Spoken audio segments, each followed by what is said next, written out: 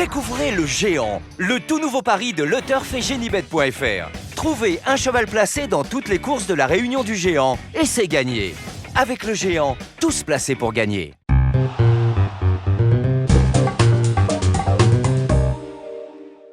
Bonjour à tous, bienvenue sur le plateau pour votre quotidienne reçue 5 sur 5, l'émission du Quintet Plus et du Top 5. Pour m'accompagner aujourd'hui, j'ai le plaisir de recevoir Mathieu Mortagne. Bonjour Mathieu. Bonjour Philippe, bonjour à tous. Mathieu, direction Vincennes ce samedi, le prix de la Gironde, une épreuve pour trotteurs de 7, 8 et 9 ans, 2850 mètres grande piste. Il y aura un recul de 25 mètres à 175 000 €. Une course intéressante, on va faire avec les deux échelons. Oui, voilà, c'est des bons vieux tontons, comme on dit. Voilà, il y a deux échelons de départ. C'est pas les quintets les plus simples, parce qu'on ne sait jamais trop si les bons chevaux de 25 mètres sont capables de rendre la distance aux chevaux de tête. C'est des courses qui se courent des fois bizarrement, des fois ça roule, des fois ça roule pas. Donc voilà, il faut essayer de faire un petit mélange des deux. Donc c'est ce que j'ai essayé de faire, quoi. On va écouter ça avec votre sélection, Mathieu. Alors en tête, j'ai placé le 7 Vermeil Somoli, ensuite le 13 Utinka Céloise, le 16 Vodka du Vallon, le 8 Ulster Nemo, le 14 Tonnerre Margea, le 18 Vénosque du Minel, le 4 Voice Dream et enfin le 6 Vénicio Pomereux. Allez, on attaque avec votre favori numéro 7, Vermeil Somoli, cheval qui collectionne les accessites ces dernières semaines. L'engagement est favorable, c'est peut-être son jour. Ouais, c'est un cheval de qualité qu'on avait vu par le passé. Il avait déjà gagné 2007 grandes pistes dans des temps, il marchait 13-9 en étant ferré à l'époque. C'est un cheval qui a des soucis de santé, donc il a été arrêté un petit moment l'an passé. Là, maintenant, on a pu enchaîner les courses avec lui. Là, il a 3-4 parcours dans les jambes. En dernier lieu, il est second en apprenti, mais il tombe sur un cheval comme Viking du Pilet, qui était un gagnant de quintet en début d'hiver. Donc c'était quand même très bien. On s'élance en tête, c'est quand même un avantage, parce qu'il faut contourner le peloton quand même, c'est pas toujours simple. Il y a Mathieu Abrivard, on est déféré des antérieurs comme en dernier lieu. Voilà, 2008 grande piste, je dirais pas que c'est sa grande spécialité parce que c'est quand même un cheval qui a beaucoup de vitesse, mais si Mathieu arrive à lui donner le bon parcours, je pense qu'il a une toute première chance. Ouais, c'est clair. Beaucoup de garanties au départ de cette épreuve et un logique favori entre guillemets, on va dire. Vous lui opposez toutefois le numéro 13, Utinka Céloise. On va pas la condamner sur son récent faux pas. Elle possède de la qualité, même au 25 mètres, elle peut faire mal. Ouais, c'est une jument qui a été réclamée à Jacques Bruno récemment. C'est Jean-Michel Baudouin qui l'a acquis et elle a couru d'entrée de jeu pour son compte avec François Lagadec en étant déféré des 4 pieds, chose qui était très rarement fait chez Jacques Bruno. Et François Lagadec s'était pas embêté, il avait suivi Vodka du Vallon là, quand sa compagne de boxe et elle avait beaucoup de gaz et il y a eu un mouvement, une vague dans la montée et la jument n'a pas eu ses aises, elle a fait la faute. Mais on sentait une jument vraiment bien dans la main avec beaucoup de gaz et il le confirme dans l'entraînement, il pense que ce jour-là elle aurait fini devant Vodka du Vallon. Ah. Donc voilà, moi j'ai envie de la racheter. C'est une jument, ce parcours-là va l'avantager parce que elle aime bien attendre et venir sur les autres, donc elle va laisser faire le train devant. Et elle a une très bonne pointe de vitesse finale, donc si ça se goupille bien, je pense qu'il faut s'en méfier. Elle peut peut-être même gagner à belle cote au final. Bon, on va voir justement ce qu'en pense François Lagadec puisque Christophe Meyer a été à sa rencontre. On l'écoute. Ouais, dans sa catégorie, maintenant à 25 mètres, il va falloir que ça se passe bien. Mais la jument a l'air d'être bien au travail apparemment d'après les dires de Jean-Michel et j'ai trouvé que sa dernière course, bon j'ai fait la faute, on n'a rien vu mais elle m'a plu quand même. Elle sera à nouveau déférée des 4 ? Bien sûr, ouais, à nouveau déférée, les pieds ont l'air d'être bons donc elle sera déférée. Le genre de jument qui peut surprendre dans ce lot ? Je pense qu'elle est capable de surprendre, bon, pour la gagne peut-être ça va être un petit peu dur mais je suis presque sûr qu'elle va finir dans le quintet. On sent de la confiance quand même. Ouais, presque sûr dans le quintet. Ouais. Et je vous dis, après voilà, je dis, moi je pense que c'est possible, selon si elle se fait ramener comme il faut vraiment qu'elle ait le bon parcours. Mais c'est pas interdit qu'elle vienne mettre tout le monde d'accord. Bon, on va s'en méfier. Derrière le numéro 16, Vodka du Vallon, elle est irréprochable ces derniers temps. Elle reste notamment sur une 4e place, c'est notre course référence dans le prix de Granville. Ouais, on la voit, elle est au milieu, elle a bien lutté. Bon, il y avait les mâles, il y avait, c'était une jument qui s'imposait, mais on avait une Bridal Charm à la corde. Et juste dans le dedans d'elle, on voit Tonnerre Margea qui court l'épreuve aussi, et qui courait bien aussi.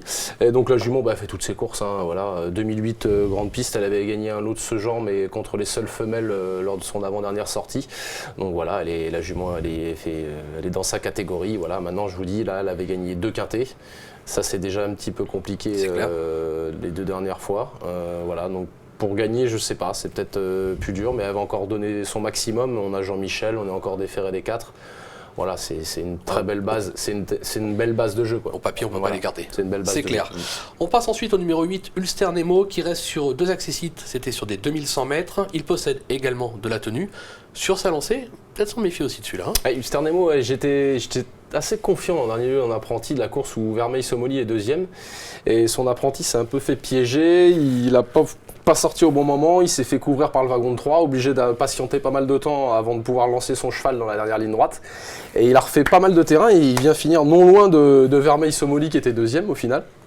Donc j'ai placé Vermeil Somoli en tête, Ulster Nemo, moi j'ai envie de le mettre assez haut aussi. C'est clair. Bon, le truc c'est que c'est son entraîneur qui le mène cette fois, donc moins pilote comme on dit entre guillemets, mais bon il connaît son cheval par cœur.